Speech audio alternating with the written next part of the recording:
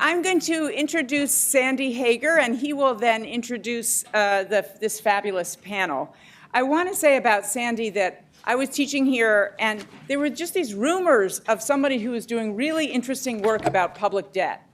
And it turned out to be Sandy Hager. He published a book, which I commend to all of you, called Public Debt, Inequality and Power, The Making of the Modern Debt State. He is a senior lecturer in international political economy at the City University of London. And when I heard all these rumors, it was because he was, well, it was because of his work, but he was also at the Weatherhead Center for International Affairs. So I'm going to get out of the way and let him take over. Sandy.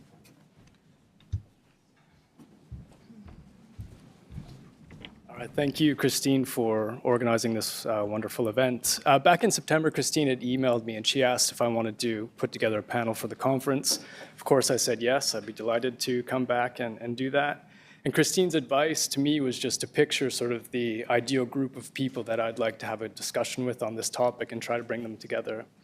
And I have to admit that I had quite lofty ambitions for organizing this panel, but I'd never thought I'd be able to assemble an all-star cast like this one. So the less that I speak, the more time that we'll have to listen to what my all-star cast has to say. What I want to do is just briefly introduce the panelists to you, and then we can start our discussion. And in terms of the format, I was thinking we would go with the following. I'd like to dedicate half of our time to a kind of round table type discussion amongst the panelists. And then in the second half, we can open it up to the wider group through the Q&A session. So we'll start to my immediate right. We have Jerry Epstein, who's a professor of economics and the co-director of the Political Economy Research Institute at the University of Massachusetts in Amherst. Beside Jerry, we have Rana Foroohar, who's a global business columnist and an associate editor at the Financial Times. Rana's also a global economic analyst at CNN. We have beside Rana, Natasha van der Swaan, who's an assistant professor in public administration at the University of Leiden in the Netherlands. And last but not least, we have Rebecca Spong, who's a professor of history at Indiana University. And Rebecca is also currently a visiting fellow at Yale University's International Center for Finance. You'll also notice that there's a seat empty here. Unfortunately, Mark Blythe couldn't join us today. He's dealing with some sort of work-related emergency at Brown, and he sends his apologies. So what I'd like to do is just have each panelist take a few minutes to introduce their work, their research to us. And if you could, it would be good if you could address the question of how you conceive of financialization in your own work, given that this is a contested concept, and how does it relate to inequality and questions of distribution. And we'll get started with Jerry. Okay, thank you.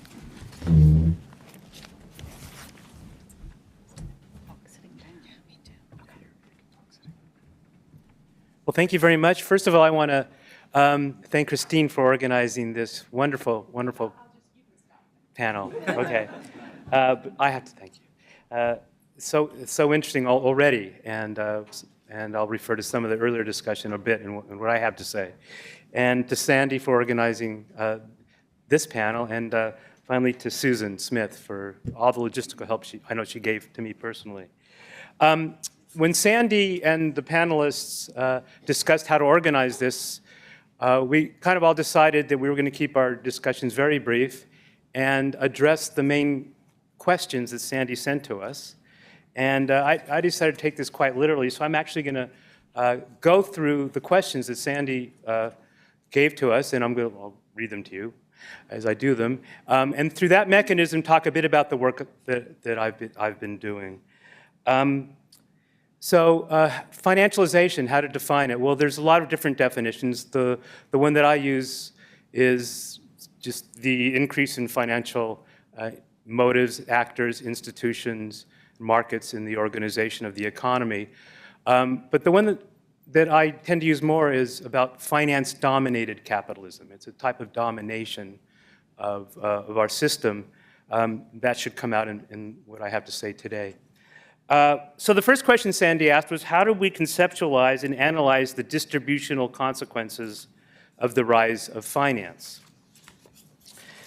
And I think the empirical literature shows pretty clearly that there is a a connection between the rise of finance and the increase in inequality, both in income and in wealth in many countries and globally as well.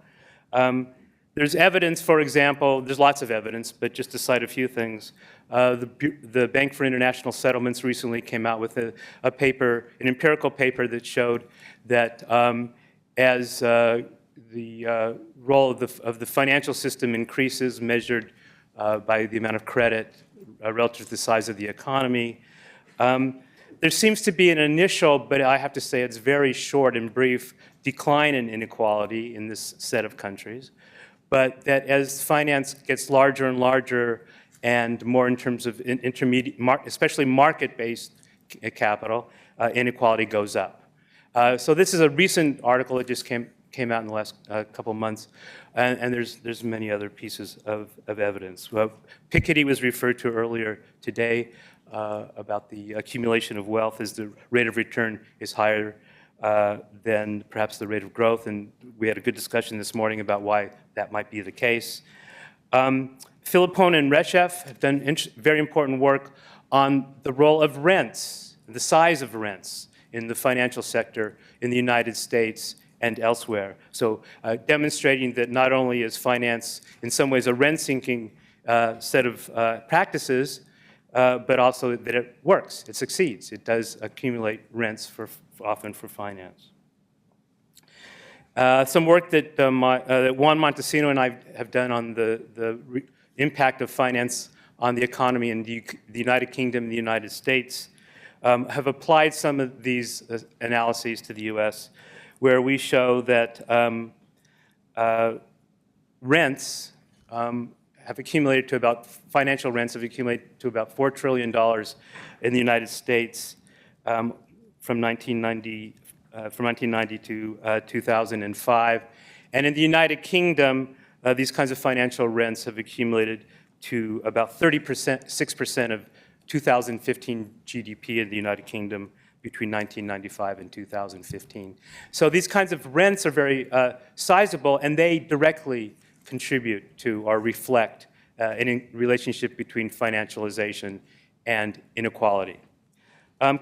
Conceptually, how does this work? Well, I think the discussion we had this morning, particularly from Katrina Pistor, about the mechanisms by which the legal system give priority, durability, convertibility to certain actors over others is probably one of the key mechanisms that creates these rents and protects them. So that's perhaps what we might think of as a legal process. There are also these market processes that those create. We talked a lot this morning about prioritizing, or the priority of those that get access to money and credit. And when we have a financial system that gives priority to certain groups and not others, that is a mechanism for acquiring assets and realizing capital gains and appreciation with these assets. So these are legal and market processes. But undergirding all of these, and this we talked this morning about, is a political process whereby wealth generates political power, which enables both rewriting private and public rules and furthering this wealth and income inequality. And there are many groups within society that contribute to this kind of political power that increase inequality, from elected officials who get campaign financing from the financial sector, from bankers, to independent central banks that maintain low inflation and give bailouts and access to bailouts to some and not to others. Economists who rationalize these processes through theories such as shareholder value maximization and efficient markets, to regulatory authorities at the SEC and elsewhere, and we heard this morning to lawyers who do the bidding of these elites to try to rewrite the rules. So I call this group of people that does all these things the Bankers Club. What has underwritten the power of finance to accumulate wealth in the hands of a few and to maintain that is this bankers club that operates through all of these processes: ideological, political, legal, economic. So this bankers club has a lot of durability, and this durability kind of leads to the second question. What do recent political upheavals, including the Trump presidency and Brexit, mean for the status quo of financialized capitalism? That's question number 2. Well, I think the recent upheavals described there and other upheavals that we're witnessing around the globe reflect both the strength and the extreme vulnerability of financialized capitalism and the bankers club. Donald Trump rode and manipulated this wave of anger and disgust at the political elite, this bankers club, greatly enraged by this financial crisis that we just experienced, on top of a long-run stagnation in incomes for many. And the government bailout of the few, letting the rest of society just find their own way through this crisis. He rode this wave of anger, but at the same time, he himself and his administration is a core member of the bankers club, because what they first did when they got into power was further financial deregulation. But the anger is still there, and it's probably getting worse. And so that's the vulnerability. A big question is whether the state will be able to politically bail out the bankers and the financial system the next time there's a big crisis. Because after all, it's the role of, as a lender of last resort, which didn't come up this morning, I don't think, by the central banks, the key central banks, the Federal Reserve in particular, but not just the Federal Reserve. The role as a lender of last resort that was so important in maintaining the financial system last time, and we don't know whether it will have the political legitimacy to do that again the next time. So I think all of these movements show both the strength of the bankers club and financialized capitalism, but also the vulnerability. So what role can public policy play? This is question 3. What role can public policy play in tackling the unequalizing effects of the contemporary system of money and credit? Well, I think given the power of the bankers club, the first step has to be to organize a counter-political force. This has to be countered at the political level. And I'm a bit hopeful that this is coming into place. I think meetings like this and the work that many of you are doing is part of that political process.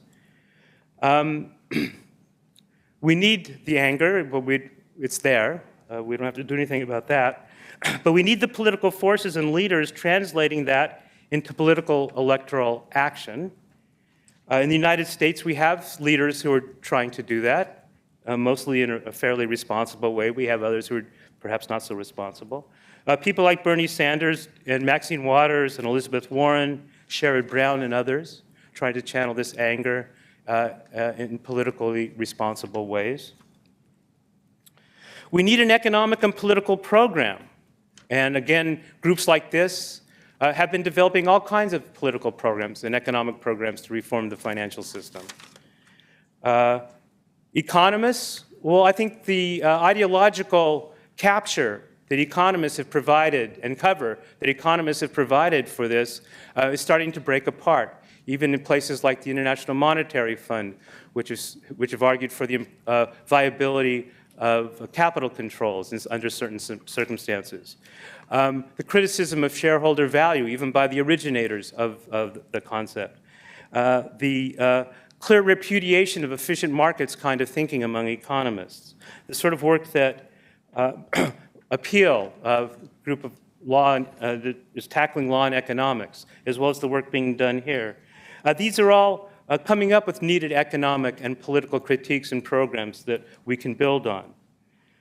My own particular view about this is that what we need is a combination of financial re-regulation much stronger than what we have, say, with the Dodd-Frank rules, which are themselves being undermined by the current administration, with help of some Democrats who want to undermine it as well. But we also need finance without financiers. That is, we need more publicly oriented, publicly based, nonprofit-oriented financial institutions, as we have in many countries, and if we historically have had here in the United States. For example, the Postal Savings Bank is, there you are, yes, that we've had in the past. We need more of these publicly oriented financial systems so that we have finance, which of course we need, but without the manipulations and motives that have typically come with the financiers. Thank you very much.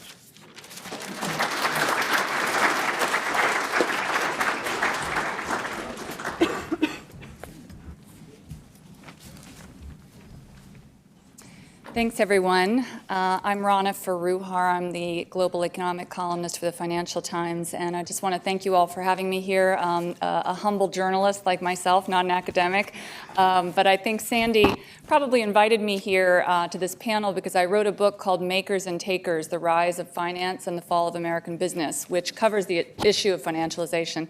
And I really wish there would have been a forum like this when I was writing the book because it would have made my research easier.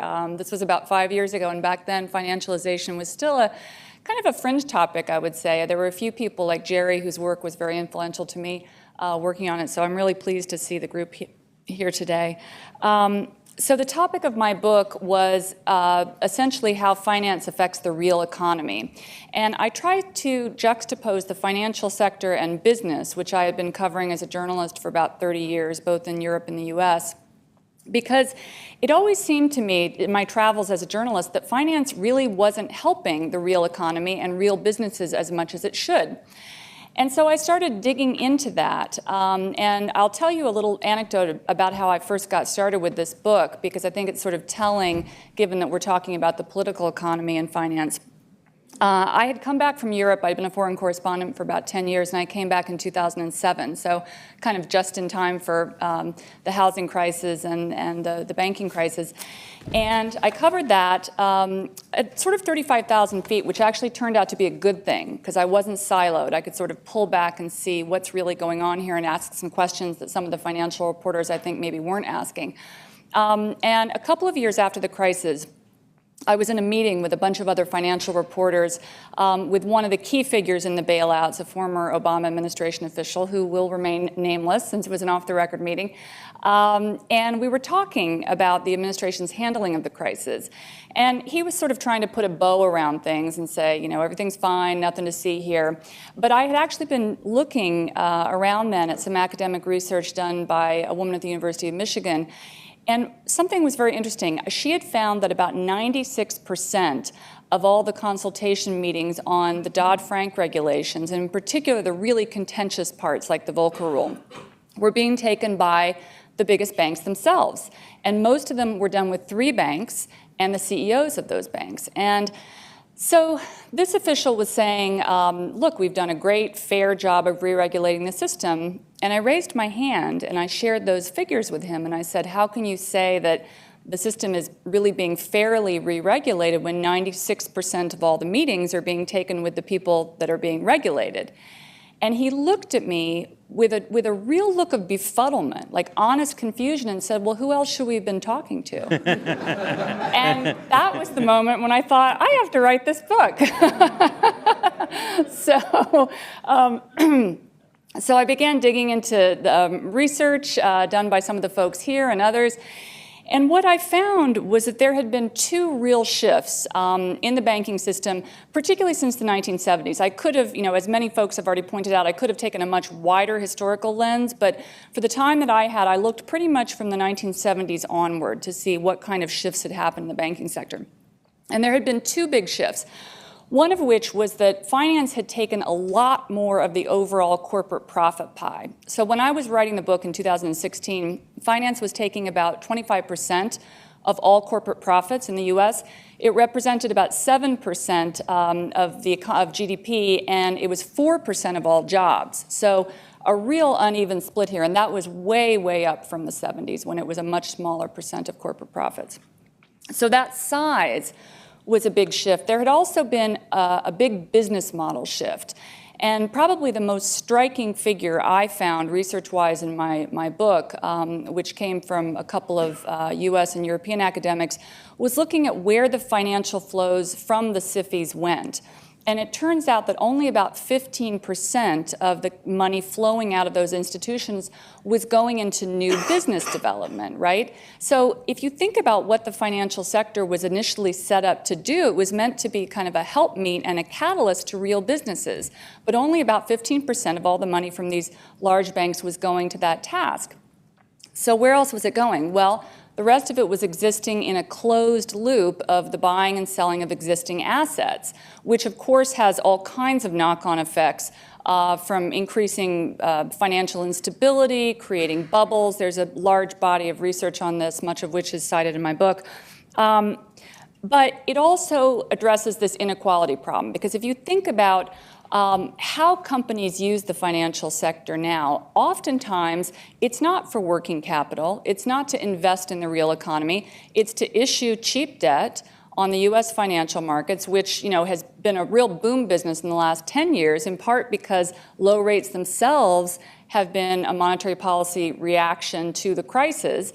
So companies like Apple, for example, which is in the first chapter of my book, are able to issue billions and billions of dollars worth of debt to pay back, largely to pay back shareholders. 10% of shareholders own about 86% of stock. So that right there shows you how you have this kind of snowballing cycle of inequality where companies borrow, keep money in tax havens abroad, pay back the wealthiest shareholders, don't invest so much in the real economy. And this just begs the question of what is this financial system doing to help the majority of people? So just to kind of speed up and look now 3 years on since the publication of my book, I would argue that all the vectors I cover are actually in place, and in fact, there's some increasing problems. If you look at the Trump tax cuts, for example, the big mythology around that was that companies were going to bring back this $2 trillion tax hoard that they have in overseas bank accounts, and it was all going to somehow, go into Main Street infrastructure projects and building of factories and hiring of Rust Belt workers. And in fact, that has not happened. The largest chunk of that money has been brought back for share buybacks. So again, this is money that's kind of enriching that top 10% in this closed loop of financialization. And it's interesting, Apple, just to give you a few figures, I recently did a column on this in the FT. Apple is holding about $285 billion of cash abroad. And I'm not picking on Apple because they're any more terrible than anybody else, just because it's the most striking example. So they're holding $285 billion of cash abroad. They have debt issuances of close to $122 billion. And they have done about a quarter of the $407 billion in buybacks announced since the Trump tax bill was passed in December. So, on the front page of the Times and the Wall Street Journal today, you see there's some capital investment in Austin. This is dwarfed by the amount of money that is part of this process of financialization that we're talking about. So what's the solution to all this? Well, I would say that the solution is to change the narrative. I think that we had, particularly following the 2008 crisis, we had a really siloed, technocratic narrative about what needed to happen. And that's not to say that these aren't important discussions about the details of financial regulation, about what corporate governance should look like. I think that that's all a part of this debate. But I would argue that we should be pulling way back and say, what kind of financial system do we want to have? How do we create a system that actually does what it was meant to do, what it was set up to do, to serve the real economy? And I think just starting to ask that question, as we are doing today, is a really important part of this process. So I'll stop there. Thanks.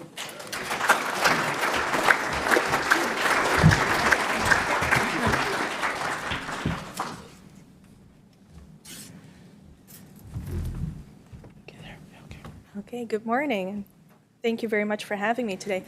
So I'm also going to talk about the politics of financialization, just like my fellow panelists, but I'm going to do that in the context of my own research, which is on a very small case compared to the case that my co-panelists study, the Netherlands, which is where I'm based. And I'm hoping that I can convince you over the next few minutes that this is actually, in terms of financialization, a very interesting country to study, and perhaps we can derive a comparison here with what's happening in the US. So my work is on financialization in the welfare state. I specifically look at pension funds and how pension funds invest on behalf of their members.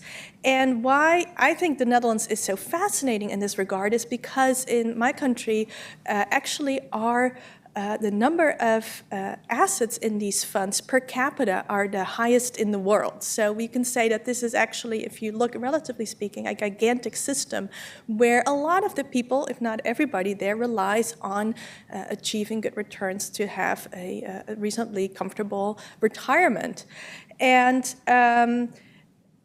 this is despite the fact that this economy can still be regarded as one of those European political economies where we rely very much on corporatist decision-making, so where business groups and labor unions together decide on what's going to happen with these big funds.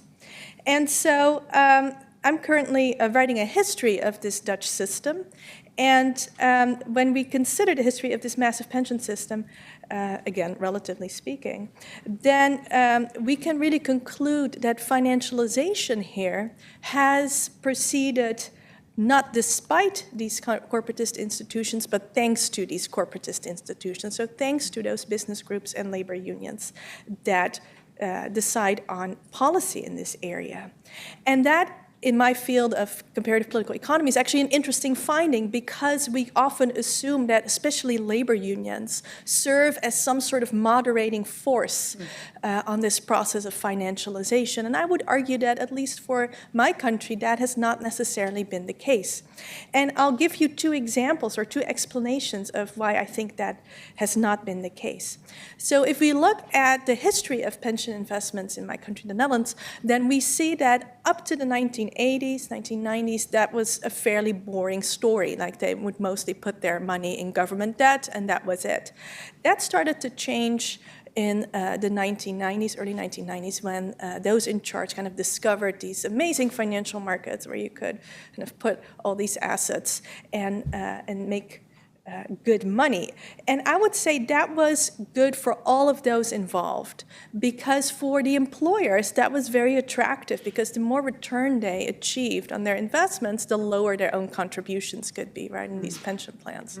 For labor unions, that was fantastic too, because this was exactly at the moment where the traditional defined benefit, which are final salary plans, were becoming too expensive. So they thought, you know, if we can just achieve high returns in the market on our investments, then we can continue to promise these very generous plans to our members. That's, you know, a good political story to have.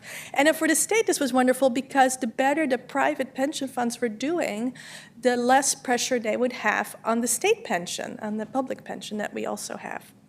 And so what I would say is that in this moment in time, these three sets of actors became both figuratively, but also literally so invested in financial markets that any type of policy changes that are needed now, they're actually very reluctant and even resistant to introduce those changes, because there's so much at stake for that.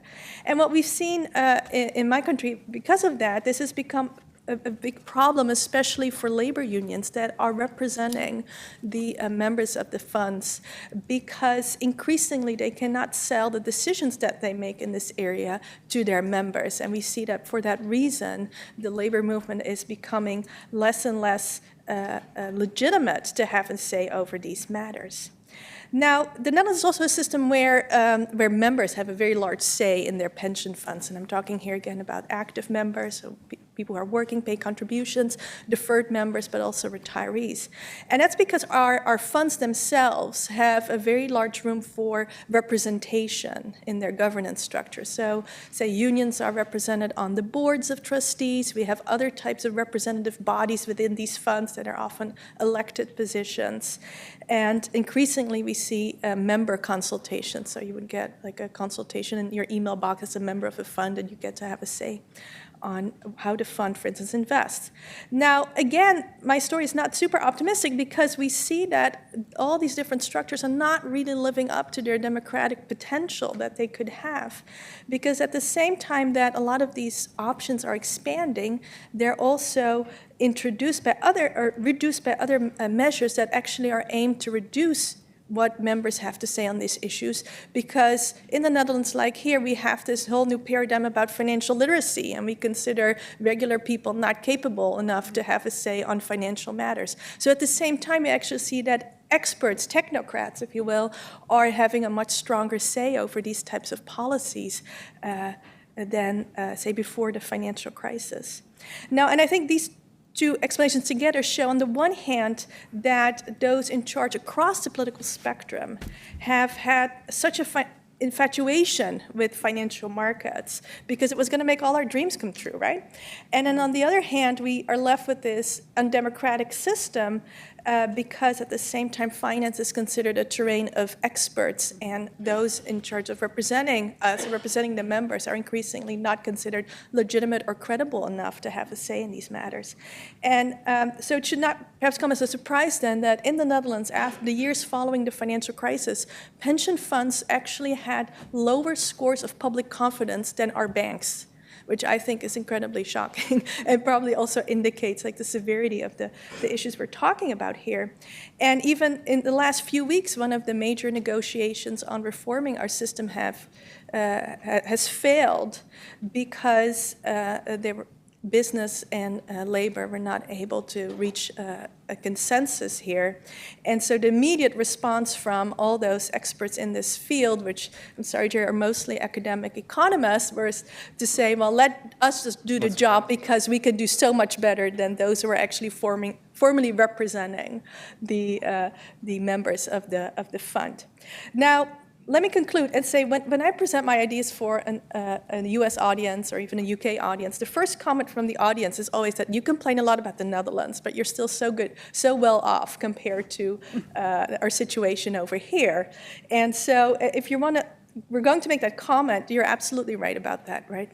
But my point is actually exactly this, that coming from a system where there still are these institutions, where we still, at least today, have reasonably good outcomes in providing secure retirement income to our citizens, that even there we see very similar tendencies and mechanisms at play that both Jerry and Rana just pointed out in their presentations. And I think that is exactly why it shows exactly how pervasive financialization is and how really difficult it is to move towards an alternative future. So I'll leave it at that. Thank you very much.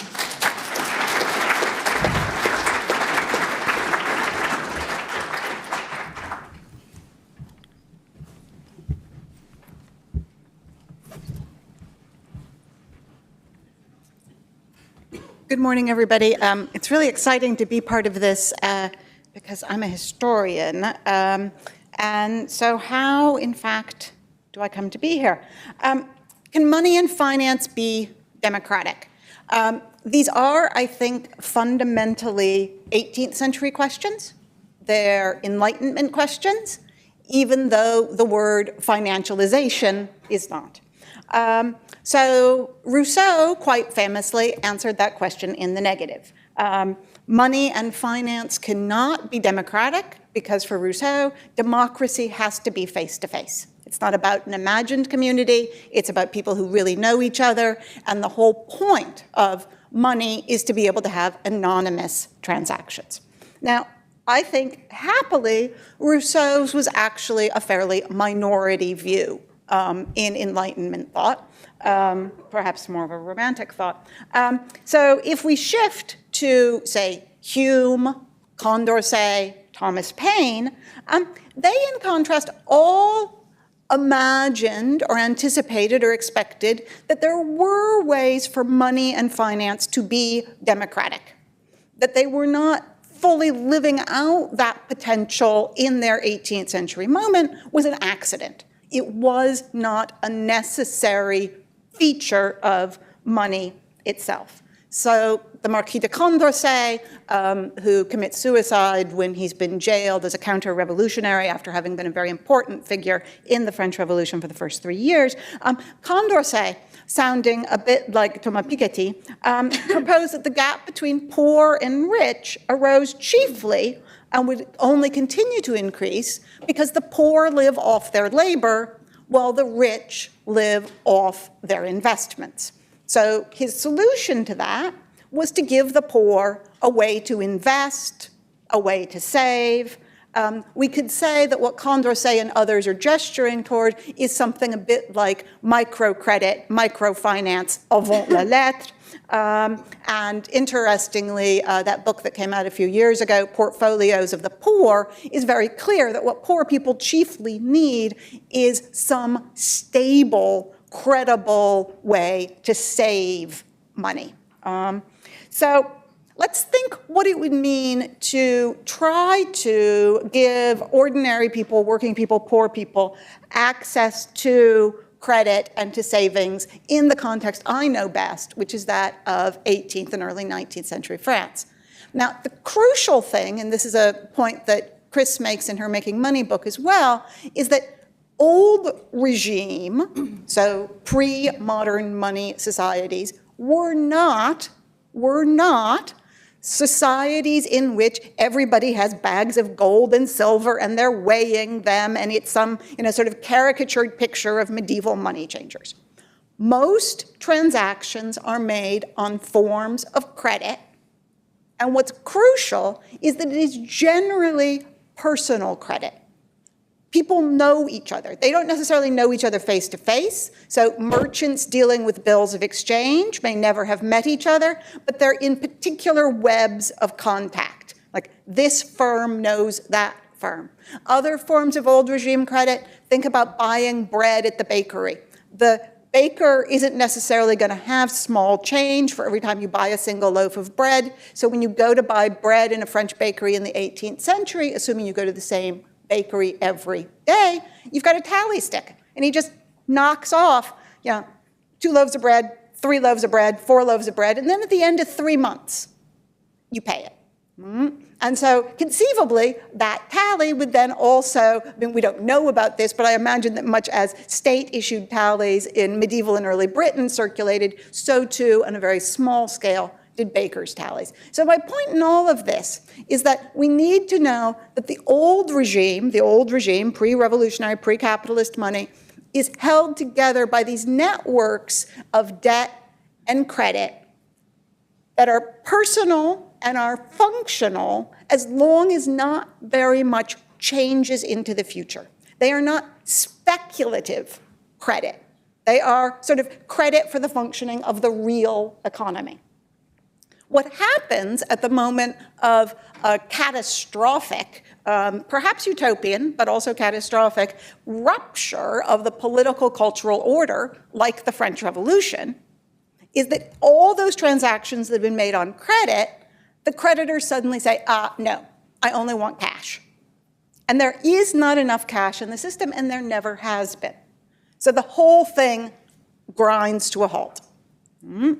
So the institution whose workings I'm starting to explore in the few notes that I posted to the Dropbox was an institution that was meant to make credit and savings and something like a pension available to poor people in the context of the French Revolution. It was called the Kes Lafarge, after the name of its founder, Joachim Lafarge. And it was basically, I do not have time to go into the details, which are really detailed.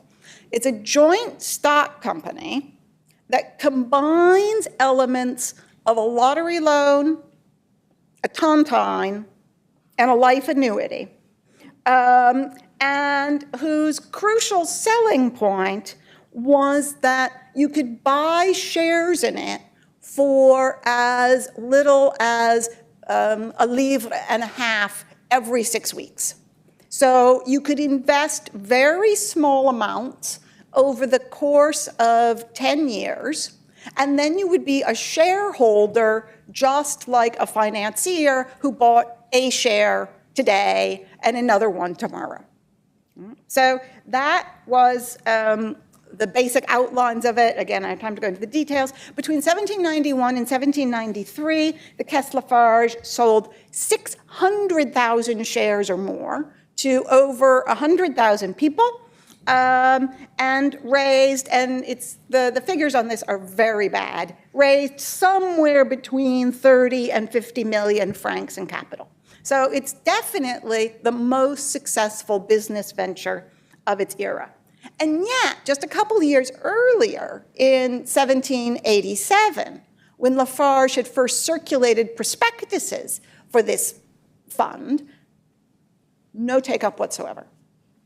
So what changes between 1787 and 1791?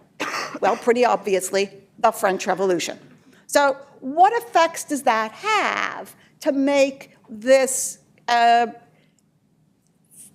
was it a boondoggle? I don't think it was intentionally a boondoggle. I think Lafarge and his collaborators were perhaps as mystified by the magical numbers they generated as was anybody else. So they said, everybody's going to win on this because we know on average 6 people out of 100 die every year. And so, we start out with 100 shareholders, and that means after 10 years, we'll only have 38. And so they'll all be getting the returns on all this capital without realizing that 6 out of 100 is not the same as 6 out of a particular set of stockholders, et cetera, right? So there are all sorts of ways in which the numbers were really dodgy. Nonetheless, I think it appears, so I don't think it was intentionally a scam, though it did end up being one. But why, having the French Revolution, does it go from being just another prospectus to being something that manages to attract all this capital? Well, very quickly. These are, I think, some of the things the revolution changed.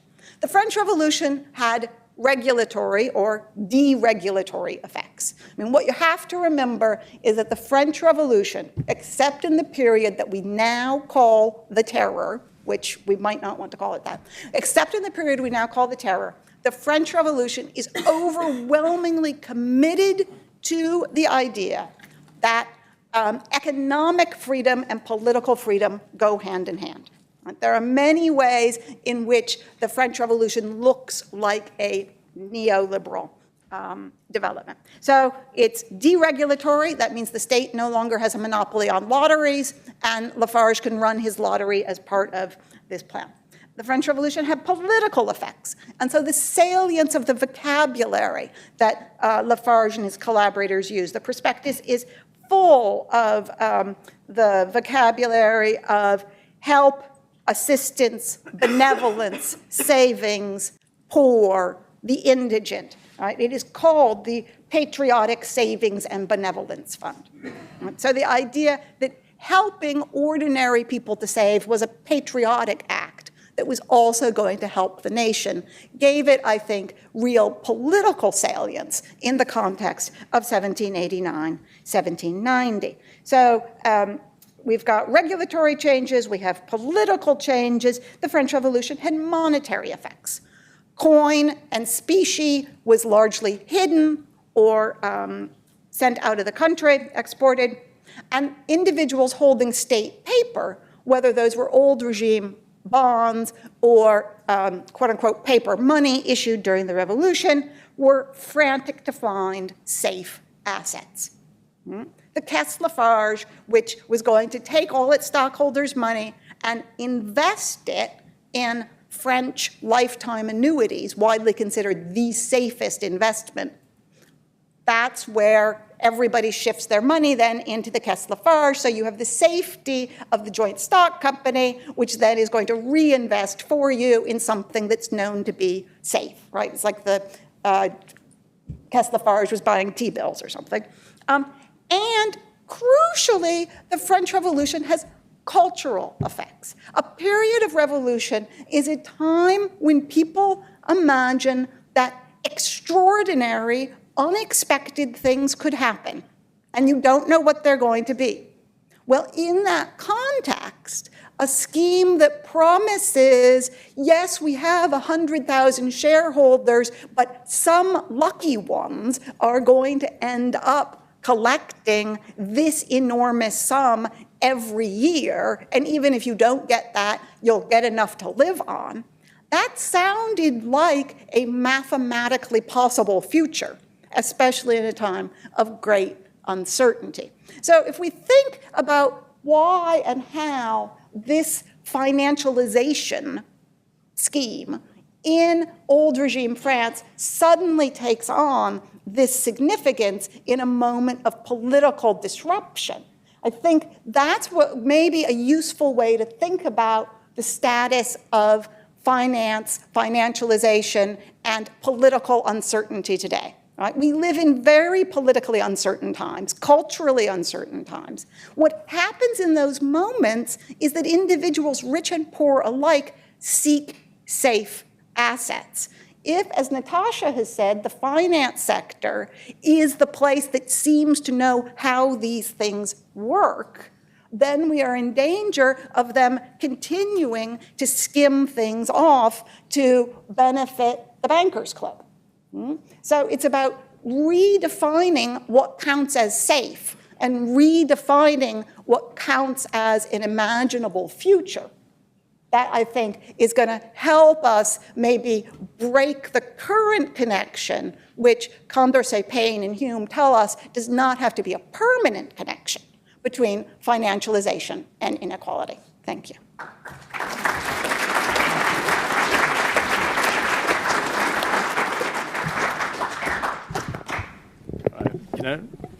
Am I being picked up on the mic?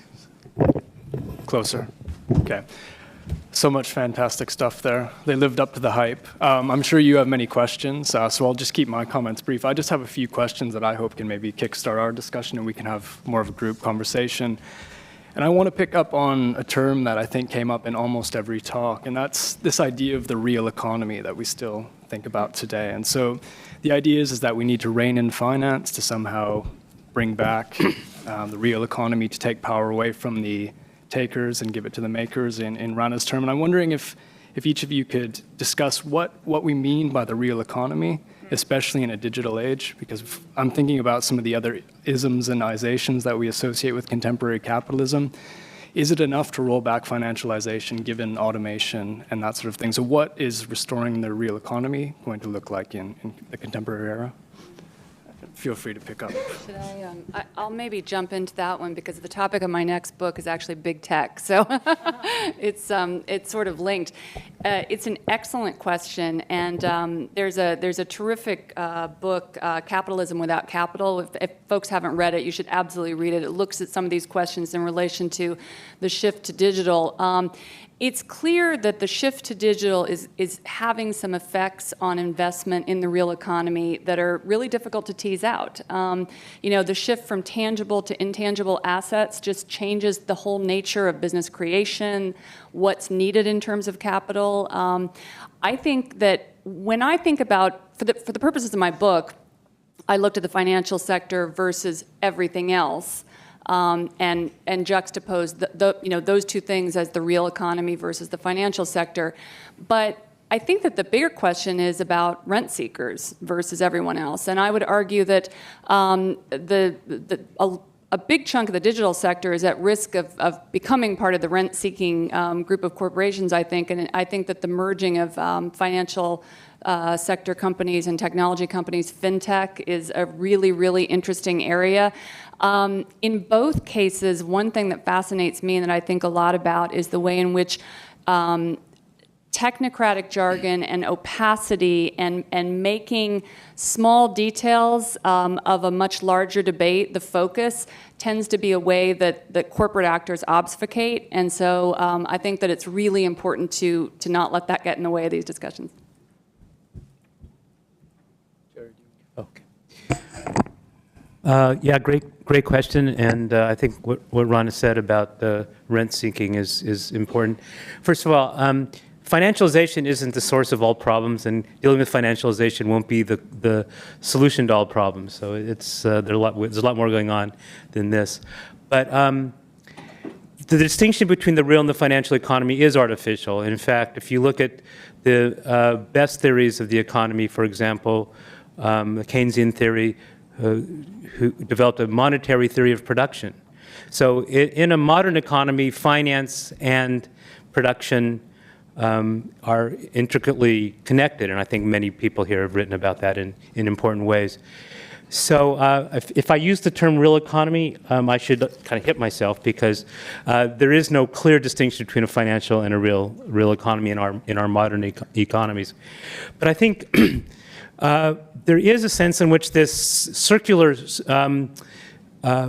circulation that Rana was talking about, where so much of what finance has been is lending and investing within the financial sector. So it's self-referential, it's self-building, it's self-creating. Very little of that trickles down to society as a whole or to the rest of us. And so in that sense, there is a sense in which this self-referential, self-circulating financialization based largely on speculation about future asset prices is a problem, generates rent-seeking, and needs to be resolved, I think. So I think the terminology is poor, real versus financial, but this is kind of what I have in mind in thinking about it this way. Yeah, I completely agree with Jerry. When you posed the question, I thought, oh my goodness, I don't really know anymore what the real economy is today, but I do know what the people that I study from 50, 60 years ago thought that it was, and it was exactly, they had still that idea that when you invest, it needs to be a productive investment, either in an economic sense or even in a social sense, right? It needs to, in some way or another, do some good for society, and in today's day and age, I completely agree that this distinction between the real and financial economy just doesn't make much sense anymore if we look at how this economy has changed over the decades. Yeah. So two things that I think of immediately.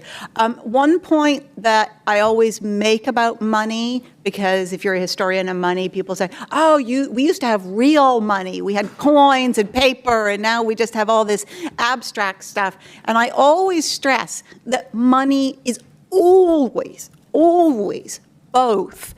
It has to be. It requires some sort of material substrate and some sort of cultural belief system. All right? So Bitcoin requires electricity and computers. And then it requires the faith of the cryptocurrency community. Similarly, gold has no particular value except what other people have paid for it.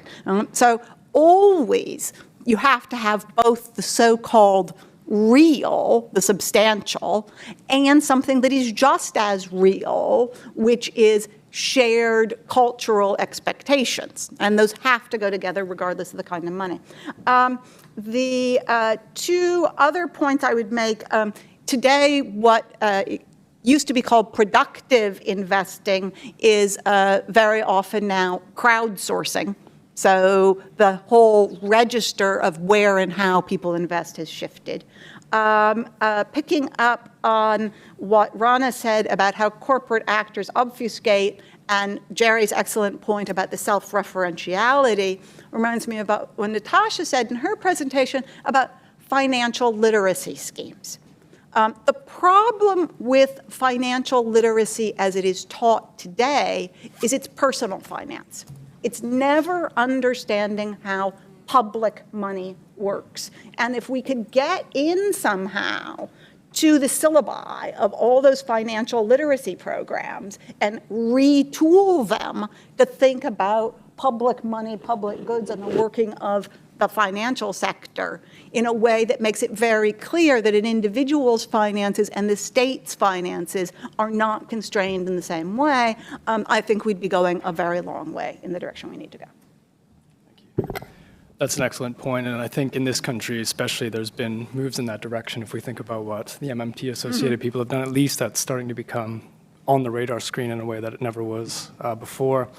I want to open it up to a Q&A. I want to end with a question. I'm sure this is going to come up anyway, but we've got a looming crisis maybe with the Dutch pension system. We've got a problematic corporate bond market. I know, Rebecca, you said that we can only know bubbles belatedly.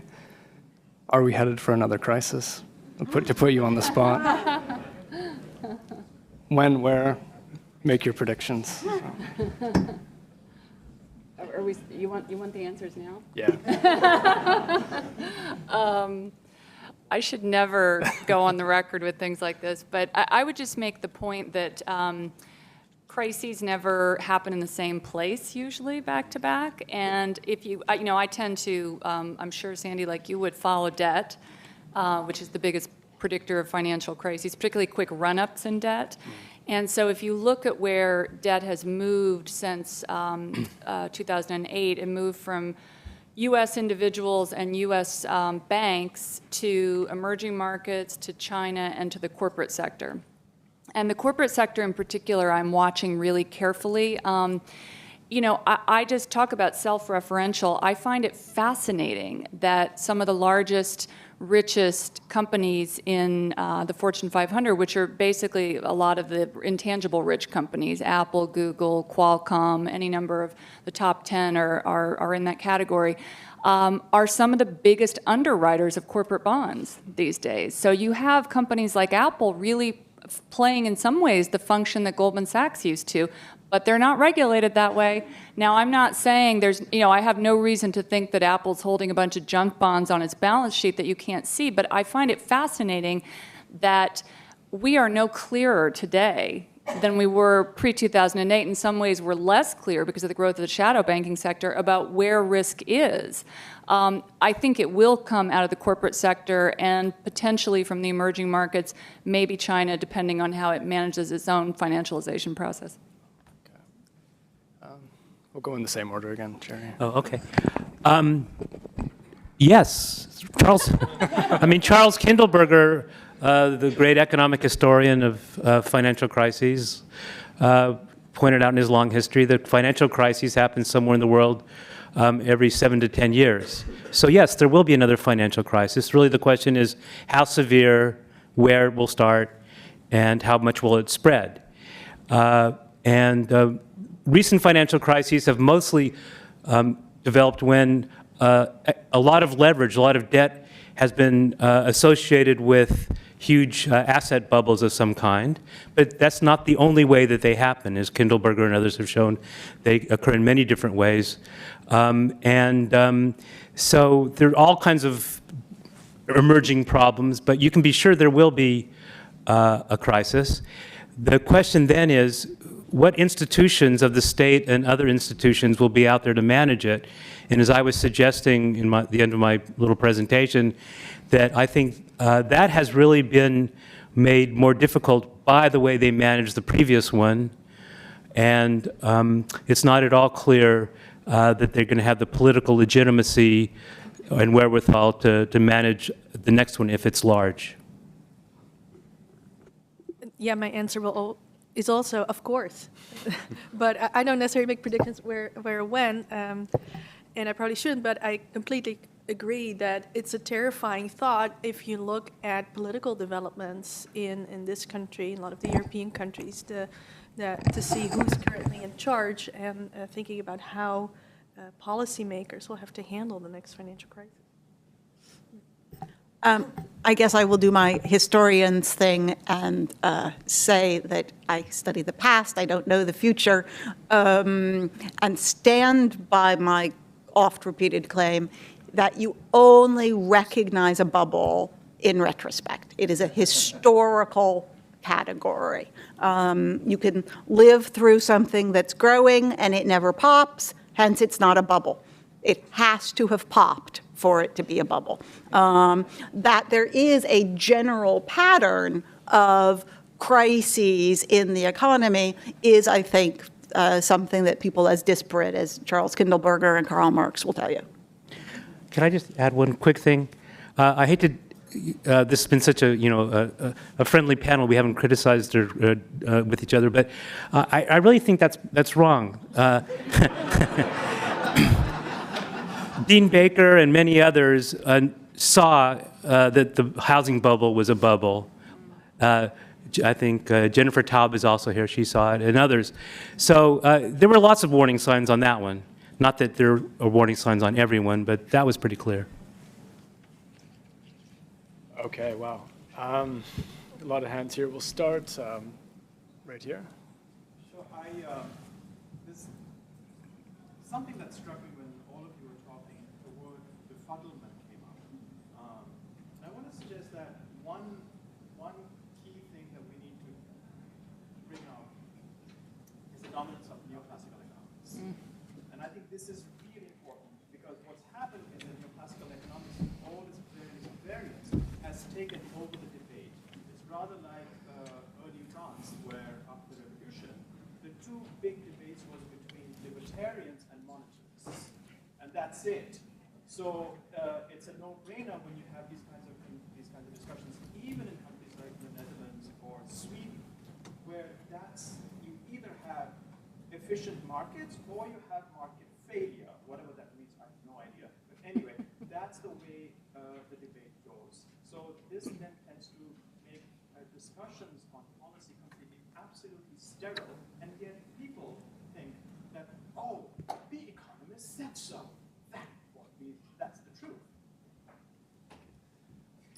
We'll go to this gentleman. Was that a question? I couldn't agree more. But I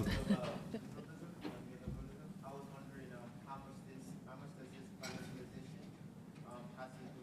Does that have any correlation between the shift of the coercive power, if you will, from a vertical standpoint to like more horizontal point of view that we just managed? And directly behind. Yeah, so my question is mainly for Rana, but really for anyone. I really like what you said about the closed loop in the financial sector and the money just kind of staying there. And I get in arguments with people, and I tell them, no, money does not circulate in the economy. It flows in a direction, and then it ends up in places. So I think this is an example of that. But my question for you is this a problem that needs to be solved, or is it just the way money works? Or more concretely, we know that it's a problem when consumers don't have access to what the economy can provide them when they don't have enough spending money. Is the solution to that really to reform the financial sector and kind of force money to try to circulate or something like that? We're going to start using this because I hear that the back can't hear what's happening. So, Mohammed, you want to repeat your question? And then I'll...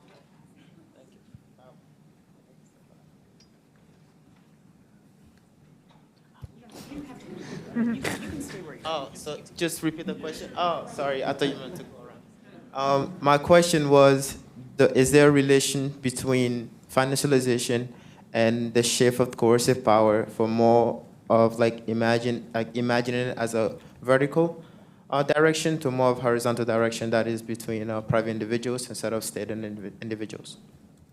So did you want to collect questions? Just one more maybe, and then we can. I was wondering how looking at citizens as investors versus consumers versus laborers influences the choice of metrics for inequality and the interpretation of those metrics with respect to financialization. So we've got 4 questions there. The order, I think, Rana, you had one addressed directly to you, so we'll start with you. Sure. Amazing questions. I feel like we could do a whole nother panel on each one of those, actually, but I'll try and be very quick. In terms of the closed loop and what can or should be done about this, I do think it's problematic. I think, if you just look at data, the fact that it is associated with an increase in financial risk and an increase in financial crisis and asset bubbles, at least over the last few decades, that to me is a problem. Something that I'm looking at, for example, right now is the way in which housing markets in the kind of global cosmocratic cities kind of reflect this problem, right? Because you have almost no limit to what somebody will pay for, a crappy 2-bedroom apartment in Brooklyn, as I can attest to, and that has real consequences, particularly when you have policies that create certain kinds of housing markets. And that also dovetails with the what is safe, what isn't question, and how should that be redefined, which I find very interesting. I'll just say very quickly on the other 3 points. Totally agree that the cult of the Chicago school is problematic. I kind of think that that's breaking up. I'm noticing I mean, I was hired by the Financial Times in part because I wrote a book that was challenging a lot of those ideas. And when the FT starts to realize, maybe we should not be so classically inclined, that's probably a turning point. Of a kind. Just another quick thing on this, the power dynamic and centralization versus decentralization, which is, I think, what you were getting at. That's something I'm thinking a lot about, and I'm not 100% sure. I got very excited for a little while about blockchain. Not so sure about it now. I'm kind of feeling like, it's another technical application, but that the core problems actually don't change that much, and that these processes, can just be manipulated in any way. And the citizens v. consumer thing, huge. I would actually point people to the way that's playing out right now in the antitrust debate. I think that is going to be a huge deal in the next 5 or 10 years. Do we think about people as consumers or citizens? Big implications for finance and all the whole corporate sector if we change from consumers to citizens.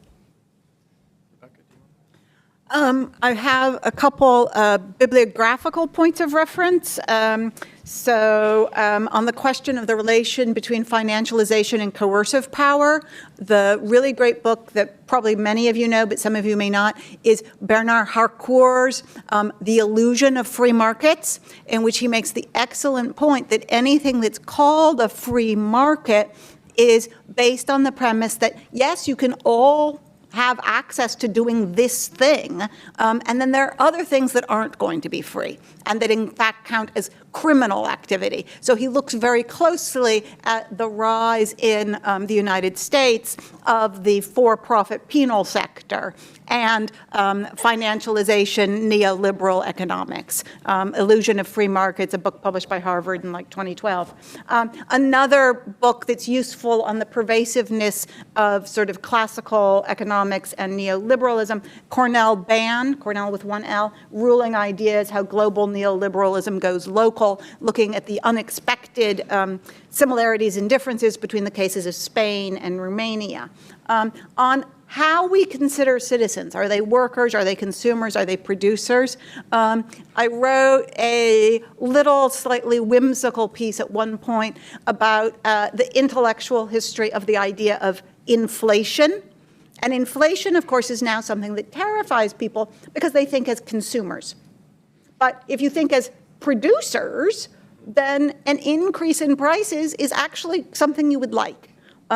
So we've so identified as consumers that a whole raft of perhaps policy initiatives are somewhat off the board. So, I mean, in the 1870s and again in the 1930s in the United States, politicians could actually be pro-inflation. That's just not a position politicians can take anymore. Yeah, thank you for the questions. I'll respond to a few of them. With regard to the system of horizontal power, our political system is actually already a system that has lots of horizontal power because these interest groups negotiate with one another. But what you do see is that the composition starts to change, right? And then exactly going back to the neoclassical economists, that group has gained so much say that the conventional interest groups are actually taking over almost word by word those recommendations. And I actually teach in a joint degree program with the econ department, and they're all neoclassical economists. So I oftentimes in my courses have to unteach a few of their assumptions before I can get to the financialization stuff. Oh, I shouldn't probably say unteach, but it opens up interesting debates with students, right?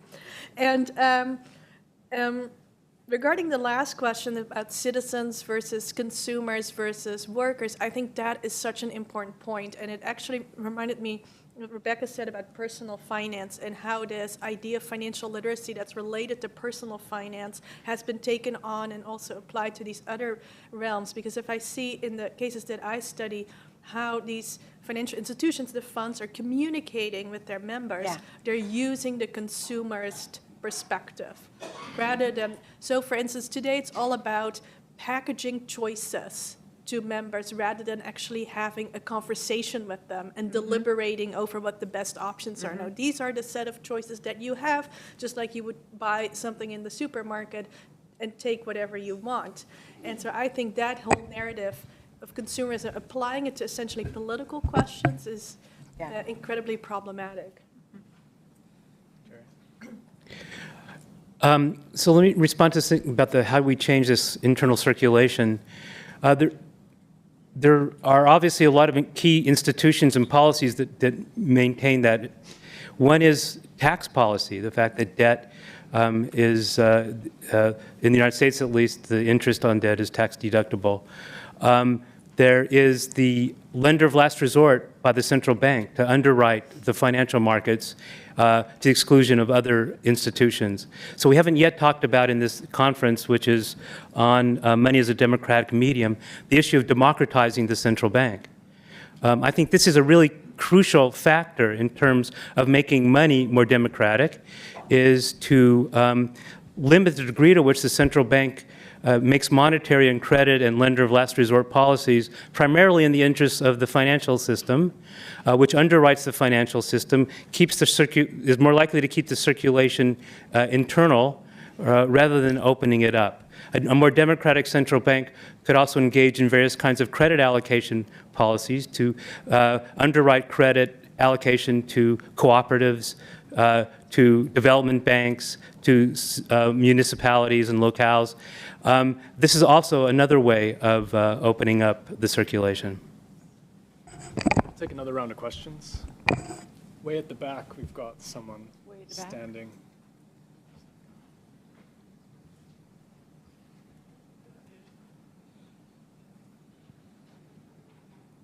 Yes, and had great sympathy with the concept of this conference, but I would like to say we should make the distinction more between credit and currencies. If I may say, yes, 18th century, 19th century Europe more dependent on credit economy, even the ordinary people, while the rest of the world depends on the coinage. Difference between coinage, currencies, and credit is not interest or not. It is important is currency make people free because each transaction become separable and makes people just engaging in one-time transaction, while credit always embedded social relationships. So we should discern the two transactions.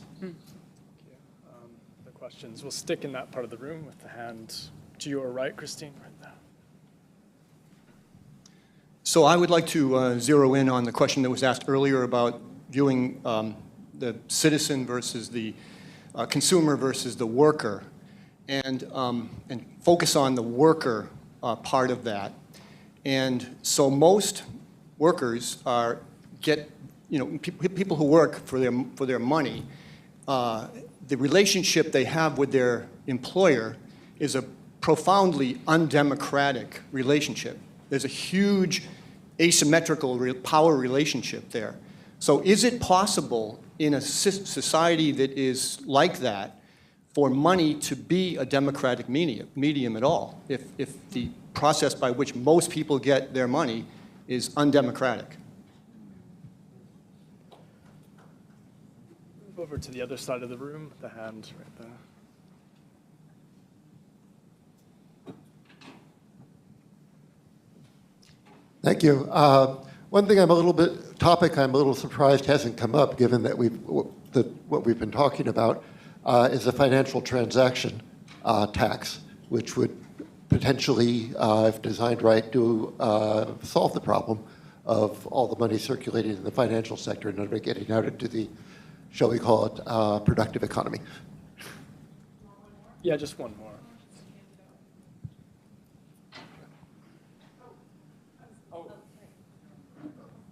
Two more. So one thing that I thought maybe I'd ask you to address is the issue of the deliberate rewriting of some of the laws to favor financialization. And in particular, I'm thinking about like the safe harbors in bankruptcy for certain financial contracts, but also eliminating the effect of the state laws governing derivatives contracts and essentially saying they aren't enforceable if we can interpret them as wagers, which frequently we can.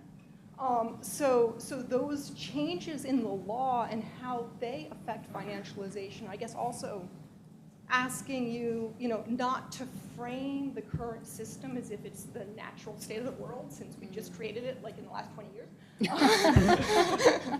That's great. Maybe we could start with Rebecca, because I think the first question about currency and coinage and credit, that's right in your wheelhouse. Right. One more question? One more question. Yeah, thanks. I wondered if we could think about money as being even less democratic than it is today. I spent time in the former Soviet, and the old joke was that in the old days our pockets were full of money and the shops were empty, and now it's the other way around. But that there is a form of freedom, a bourgeois market freedom from the monetary system we have now, but with people, increasingly perhaps having even less consumer autonomy, thinking they're consumers when they're actually products, using Facebook. I'm wondering how money itself can become less free. Right. Okay. We will start with Rebecca. All right. I think the question about that was framed in terms of coin finishes a transaction, and so in a sense liberates people, whereas credit ties people together. I think it's really interesting to think about the different emotional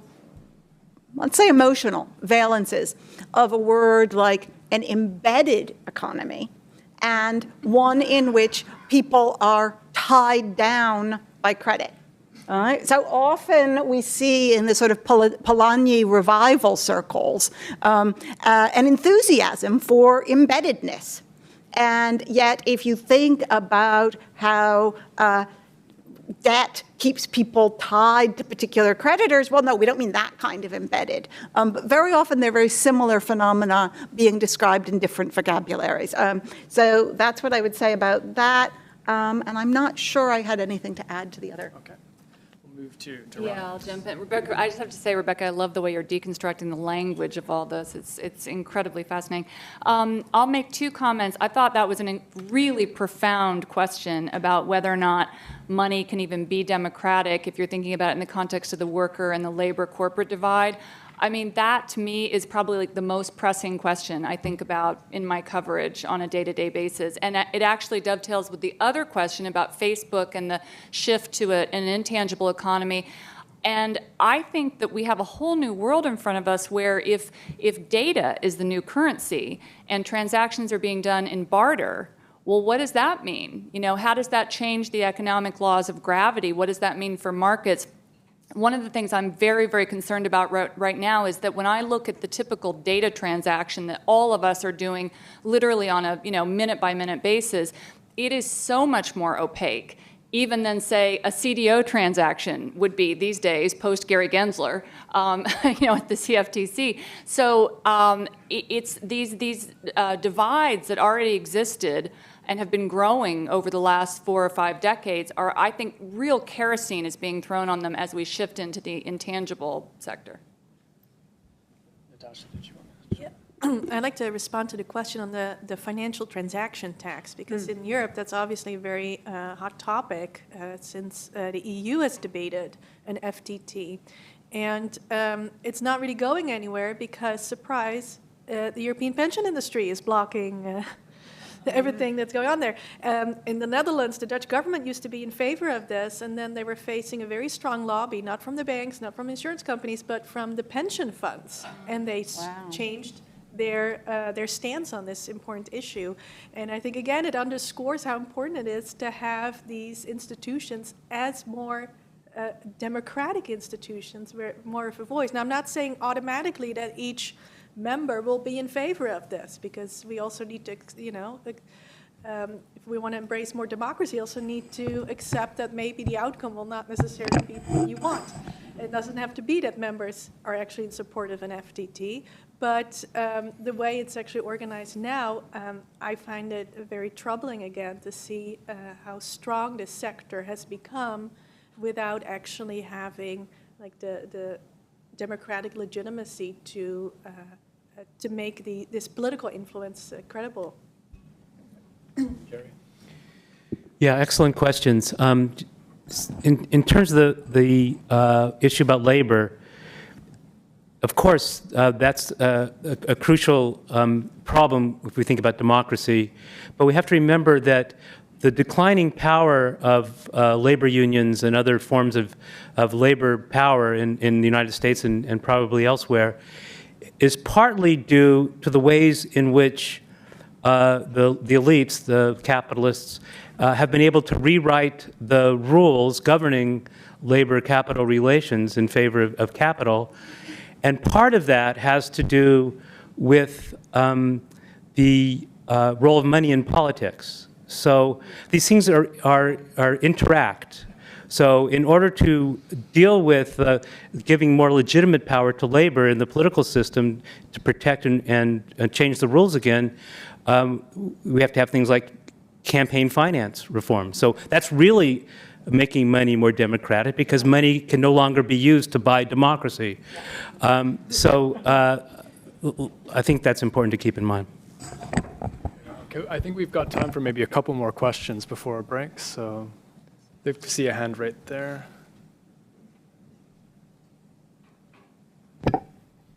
This actually speaks just to what you said. I'm curious. I think the language that most of you were speaking in, which I totally agree with, is that like financialization has caused inequality, and it seems like a dominant kind of engine here is politics and rules of the game. But I just want to ask a simple question: how much has inequality and rising inequality led to growing financialization? So at the end of the day, one man's debt is another man's asset. Right. One man's, if there are workers who simply are not getting enough money to cover their basic, if there isn't universal health care, if there isn't a $15 minimum wage, they're pushed into these financial transactions, and there's Wall Street waiting for them, or not Wall Street, but commercial banks and so forth. And so I'm just curious, because it seems like in sometimes we were talking about a closed group, as if this is just appearing, but my thinking about it sometimes is often that, no, this is very much connected to kind of the Main Street, Wall Street question. Thanks.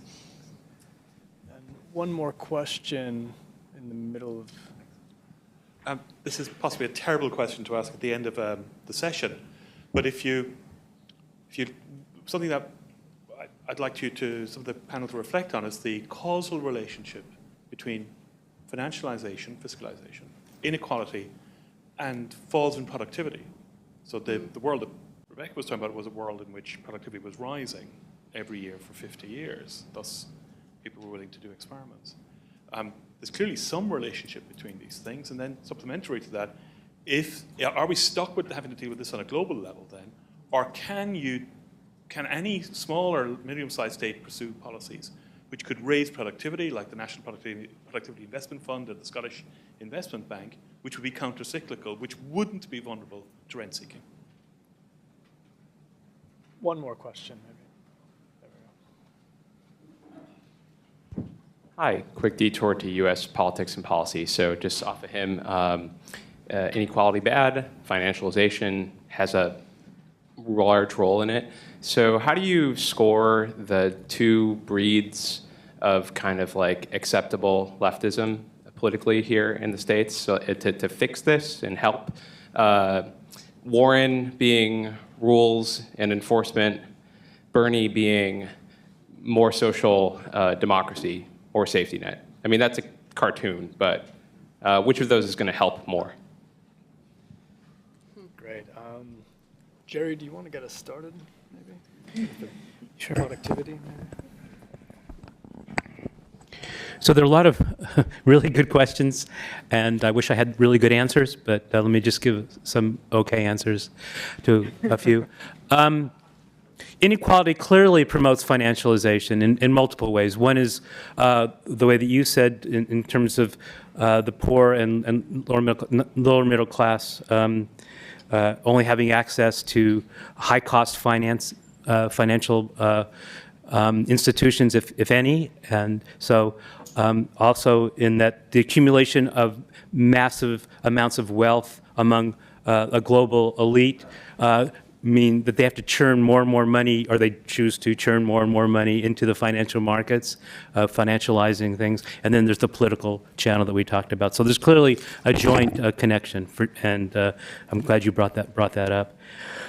In terms of what to do about raising, what's the impact of financialization on productivity? There's a large literature on this, even among the bad guys here, the economists, who have shown that more financialized economies lead to lower investment in productive sectors, which probably has a negative impact on productivity growth. Can you do anything about it?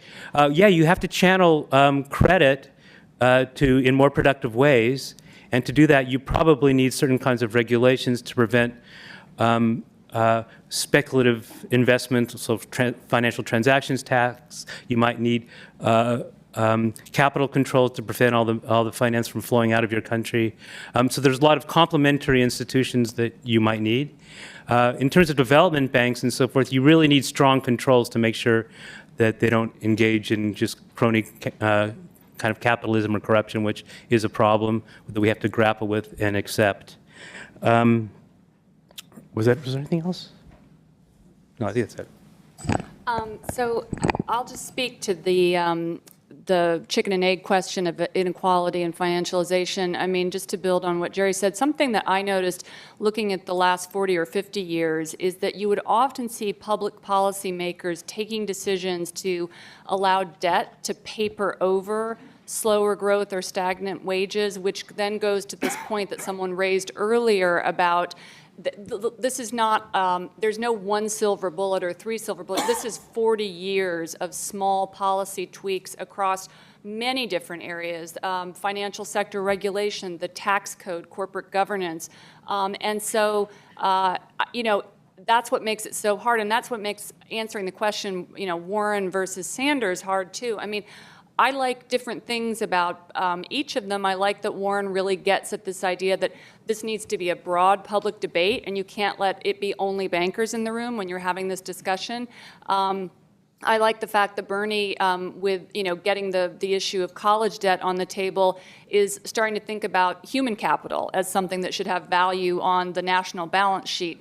But I don't think that either of them have a 360 view of financialization. And Warren's come closer, but I don't think even she has said, actually, let's step back and rethink how the financial system itself should work to support Main Street. She's probably gotten a little closer. I'm not sure I've heard her say exactly that.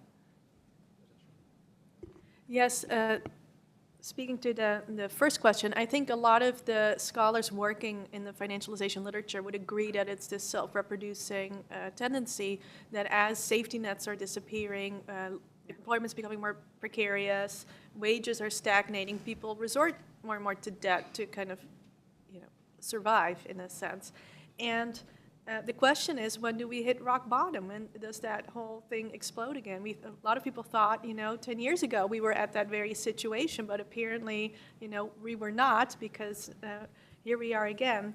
And the question then is, what kind of political solution do we have? And I won't speak to American politics, because there are people here who can do that much better than I do, but I can speak to social democracy, because in debates that I have, oftentimes people suggest, well, we just need to go back to this kind of social democratic heyday that we had in a lot of the European welfare states a few decades ago, and then all our problems will be solved. And I personally think that's not the answer here, because a lot of these institutions have weakened so much over the past few years, like the state itself, the welfare state itself has been hollowed out so much.